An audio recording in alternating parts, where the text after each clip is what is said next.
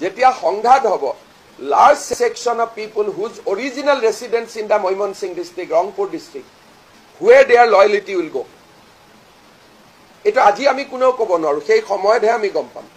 সেইকাৰণে এই কথাবিলাক কোনো পলিটিচিয়ানে উত্তৰ দিব নোৱাৰে। আমিও সাৱধান হৈ থাকিব লাগে। We should be very very careful. Assam খুব next 20 years in Assam will be very very critical and very very difficult period. সেইকাৰণে মই ভাবো যে these are not what I am speaking as a politician. 25 বছৰৰ ৰাজনীতি কৰাৰ পিছত মই দেখিছো যে because we could not take many steps earlier, now আমি এতিয়া এটা বিপদৰ পৰিসীমাৰ ভিতৰলৈকে সোমাই গৈ আছো। বেলেগ নালাগে, উৰিয়াম ঘাটৰ এভিকশ্যনতে চাওক 12-13 হাজাৰ মানুহ শিলচৰৰ পৰা গৈছে, বৰাক ভেলীৰ পৰা গৈছে, কৰিমগঞ্জৰ পৰা গৈছে, মণিপুৰৰ পৰা গৈছে, বৰপেটাৰ পৰা গৈছে, ধুবুৰীৰ পৰা গৈছে।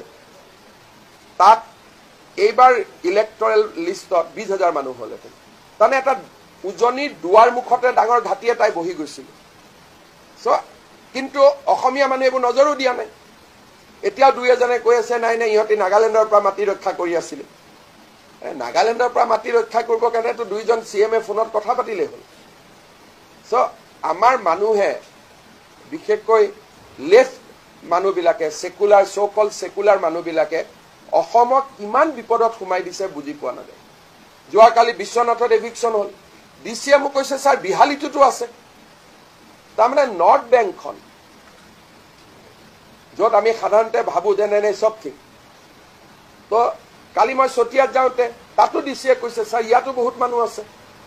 তাৰমানে একোটা জাগাত যেতিয়া বহি লয়, আৰম্ভ ক'ৰ পৰা হ'ল, তেজপুৰৰ কাষত এইটো কি জেগা 5 মাইল, 5 মাইলত তেওঁলোকে এটা কেন্দ্ৰ বনাই ল'লে।